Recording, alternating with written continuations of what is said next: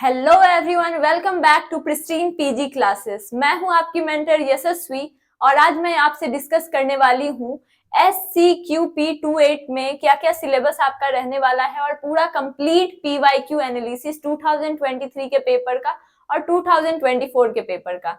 जैसा कि बच्चों आप यहाँ पे देख सकते हो कि इसमें जो SCQP28 आपका पेपर कोड है, इसमें आप MSc जूलॉजी भी पढ़ते हो, सेरिकल्चर का भी सिलेबस यही है और ह्यूमन जेनेटिक्स का भी सिलेबस जो है सेम ही रहने वाला है। तो सिलेबस क्या होने वाला है इसकी बात हम लोग करेंगे, लेकिन उससे पहले हम लोग बात करेंगे कि आप मेरे से कैसे जुड़ सकते हो। MSc की अगर आप तैयारी करना चाहते हो, जूलॉजी, बॉटनी, लाइफ साइंस या एनवायरमेंटल साइंस के स्टूडेंट हो तो आप जुड़ सकते हो। फिजिक्स अगर आप पढ़ते हो तो फिजिक्स के भी हमारे पास टीचर है, आप उनके थ्रू भी MSc की तैयारी कर सकते हो।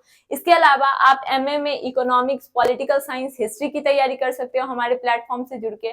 बीएड में language, mathematics, science, social science, इन सब से आप तैयारी अगर करना चाहते हो तो हमारे प्लेटफॉर्म से जुड़ करके आप इसकी भी तैयारी कर सकते हो। यानी कि हमारे पास सारे कोर्सेज हैं जो कि अभी मैंने बताया, ये सब अवेलेबल हैं। कोर्स की फी है जो 4999, लेकिन ऑफर प्राइस में अभी आपको 50% ऑफ पे मिल जाएगी स्टार्टिंग के जो 10 स्टूडेंट्स होंगे उनको। तो अभी आप जाएं, हमारे ऐप को इंस्टॉल करें, प्रिस्टीन क्लासेस ऐप को, और वहां पे आप एक्सप्लोर कर सकते हैं और भी डिटेल्स। तो चलिए आज जानते हैं हम लोग कि क्या क्या सिलेबस रहने वाला है। अगर आप स्टूडेंट हैं, जूलॉजी आगे पढ़ना चाहते हैं, MSc करना चाहते हैं, या आप सेरिकल्चर से MSc करना चाहते हैं, या फिर ह्यूमन जेनेटिक्स से, तो सबसे पहला जो आपका यूनिट है वो है सेल बायोलॉजी। सेल बायोलॉजी में आपको होस्ट पैरासाइट इंटरैक्शन पढ़ना है, बेसिक्स ऑफ सेलुलर कम्युनिकेशन पढ़ना है, cell cycle, cell structure and their function, ये आपका सेल बायोलॉजी का मेन टॉपिक है। इसके अलावा बायोकेमिस्ट्री में आपको सारे मॉलिक्यूल्स के कॉम्पोजिशन के बारे में पढ़ना है, पूरा स्ट्रक्चर पढ़ना है, जो सारे डिटेल, जैसे कि आप बायो एनर्जेटिक्स भी इसमें पढ़ोगे, ग्लाइकोलाइसिस पढ़ोगे, ऑक्सीडेटिव फॉस्फोराइलेशन पढ़ोगे, एंजाइम के बारे में पढ़ोगे, उनके काइनेटिक्स के बारे में पढ़ोगे, रामचंद्रन प्लॉट भी आपको इसमें पढ़ना है जो कि बताता है कन्फर्मेशन ऑफ प्रोटीन, और इससे हर साल एक क्वेश्चन आता ही है बच्चों। इसके बाद आपका जो नेक्स्ट यूनिट है ये है मॉलिक्यूलर बायोलॉजी, और ये डिटेल में आपको कहीं पे भी शो नहीं करेगा, लेकिन इसका कंप्लीट एनालिसिस के बेसिस पे पूरा बताया गया है सिलेबस, इसको आपको ध्यान से देखना है। इसमें आपको रेप्लिकेशन पढ़ना है, DNA, damage and repair, recombination, इसके अलावा ट्रांसक्रिप्शन, ट्रांसलेशन, राइबोसोम, ये सब कुछ के बारे में डिटेल में आपको इसमें यूनिट में पढ़ना है। चलिए आगे बढ़ते हैं। हमारे पास अगला जो यूनिट है ये है इकोलॉजी। इकोलॉजी में आप पूरे नेचर के बारे में पढ़ोगे, इंटरैक्शन के बारे में पढ़ोगे, स्पेसीज के बारे में पढ़ोगे, और बायोजियोग्राफी, बायोडाइवर्सिटी, इन्वायरमेंटल कंजर्वेशन, ये सब कुछ आपको इसमें पढ़ना है बच्चों। नेक्स्ट यूनिट जो हमारा आता है इवोल्यूशन, जिसमें आपको कुछ थ्योरीज पढ़नी है इंपॉर्टेंट, जैसे लेमार्कियन थ्योरी है, ये आपका बेसिक जो है इसमें आपको पढ़ना है। इसके अलावा आप डार्विन के बारे में पढ़ते हो, वेलेस के बारे में पढ़ते हो, ये सब कुछ आपको पढ़ना है। Emergence of evolutionary thoughts, molecular evolution and the mechanism of evolution, जिसमें आप हार्डी-विनबर्ग प्रिंसिपल भी इसमें पढ़ोगे। इसके अलावा हॉर्स इवोल्यूशन भी इसमें आपको पढ़ना है, बिहेवियर एंड इवोल्यूशन भी इसका टॉपिक है।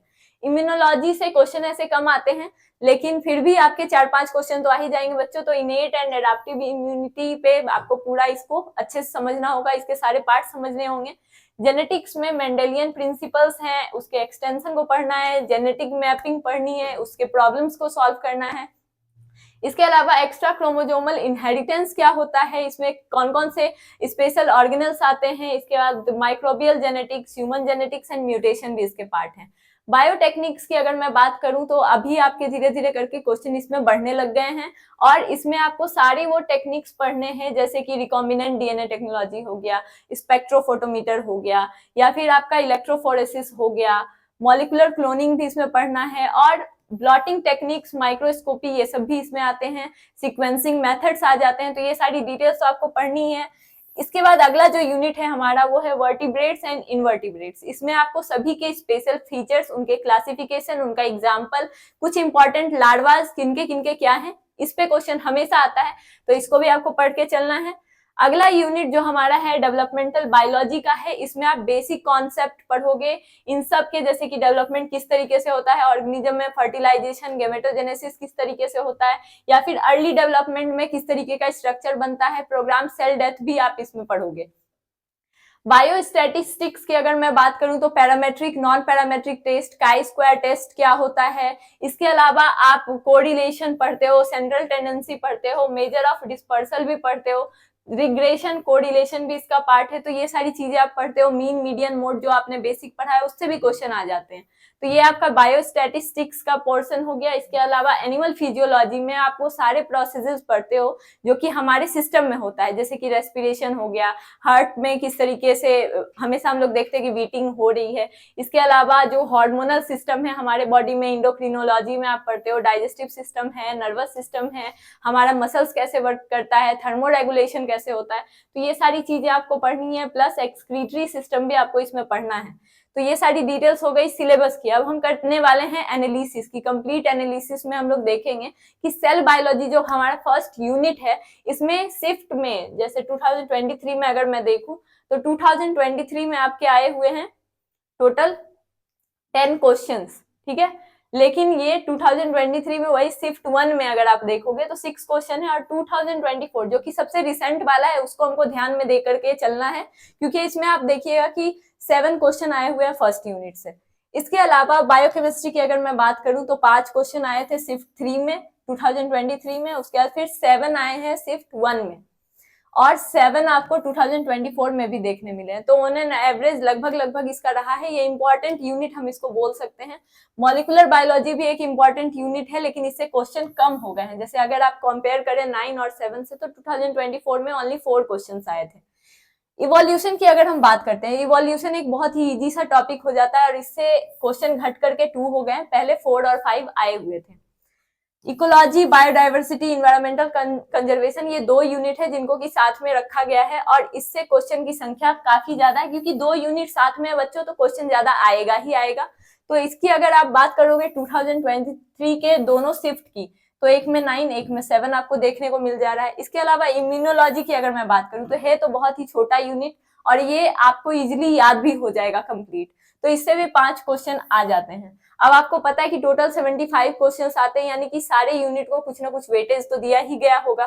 तो जेनेटिक्स एक बहुत ही इंपॉर्टेंट चैप्टर है, जिससे कि आपको 10 क्वेश्चन देखने को मिल जाते हैं 2024 में। लेकिन अगर हम लोग 2023 की बात करें तो कितना कम क्वेश्चन आया था एक शिफ्ट में, जबकि दूसरे शिफ्ट में 6 क्वेश्चन आया था। तो ये हो गया इसका बेसिक। अब बढ़ते हैं अगले यूनिट के तरफ, जो कि हमारा बायोटेक्निक्स। बायोटेक्निक्स के बिना आपका सारा यूनिट जो आप पढ़ते हो ना, उसको आप सम अप नहीं कर पाओगे। अब जो एनटीए क्वेश्चन पूछता है वो 1-2 यूनिट को मिक्स करके भी आपको ऑप्शंस में दे सकता है, हो सकता है कि आंसर कुछ और हो। तो इस तरीके से अब चैलेंजिंग क्वेश्चंस आने लग गए हैं, तो उसको भी ध्यान देना है। तो बायोटेक्निक्स बहुत इंपॉर्टेंट हो जाता है, और इससे 7 क्वेश्चन 2024 में आया है, जबकि पहले हमको इससे कम क्वेश्चन देखने को मिलते थे। जैसे कि 2 क्वेश्चन यहाँ पे आपको दिख रहा है, 5 क्वेश्चन यहाँ पे दिख रहे हैं, तो कम था पहले वेटेज इसका, लेकिन फिर बढ़ गया है। वर्टिब्रेट्स और इनवर्टिब्रेट्स की अगर मैं बात करूं तो ये आपका पूरा क्लासिफिकेशन से रिलेटेड है, और इससे 6 क्वेश्चन आ जाते हैं। और 6 क्वेश्चन भी जो आएंगे ये टफ क्वेश्चन होते हैं बच्चों, जो कि मेमोरी बेस्ड आपकी होगी। आपको अगर कंप्लीट कॉन्सेप्ट समझ में आएगा, फीचर्स हर एक के समझ में आएंगे, तभी आप इसको सॉल्व कर पाओगे। तो ये चैलेंजिंग होने वाला है ये यूनिट आपके लिए, और इसमें 2023 में अच्छे खासे क्वेश्चन आए थे, लेकिन बाद में ये 24 में हमको कम देखने को मिला है। डेवलपमेंटल बायोलॉजी की अगर मैं बात करूं तो सारे बच्चों का इंटरेस्ट तो डेवलपमेंटल बायोलॉजी में होता है, क्योंकि रिप्रोडक्शन से रिलेटेड ये चैप्टर है। तो बाकी सब में भी इंटरेस्ट लेना है बच्चों, सिर्फ यही नहीं है। तो चलिए, इसमें 5 क्वेश्चन हमको देखने को मिले थे 2023 में, जो कि बाद में घट के हमको 2024 में 4 हो गए। यहाँ पे 5 और 6 देखने को मिल गए थे।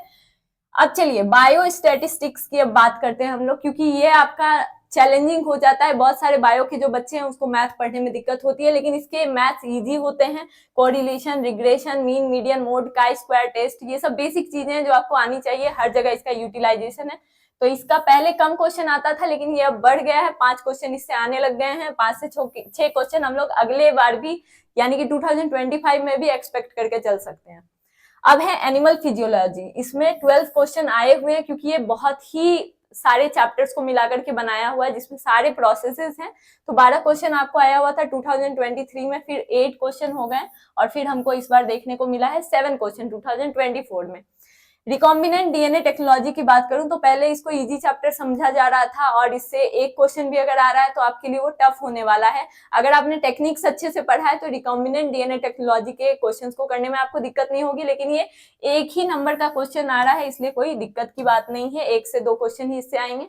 यानी कि आपका सारा जो 20, ये आप देख सकते हैं 23 की अगर मैं बात करूं तो वहां पे आए थे टोटल 100 क्वेश्चन जिसमें पार्ट ए भी था, लेकिन अब पार्ट ए को हटा दिया गया है। सिर्फ 75 क्वेश्चन आते हैं जो कि आपके डोमेन से आते हैं और 75 क्वेश्चन यहाँ पे भी आपको दिखने को मिलेंगे और इसमें सिर्फ 75 क्वेश्चन ही आपको करने थे। 75 में से 75 करने, 300 मार्क्स का आपका पूरा पेपर होगा। तो ये रह गए आपके सारे बेसिक डिटेल्स। तो इस तरीके से आपको मैंने सारा सब कुछ बता दिया, एनालिसिस किस तरीके से हो गया, हमारा सिलेबस क्या रहने वाला है। अब तैयारी आपको करनी है और हमारे प्लेटफॉर्म से जुड़ के आप अपनी तैयारी शुरू कर सकते हैं। Thank you so much.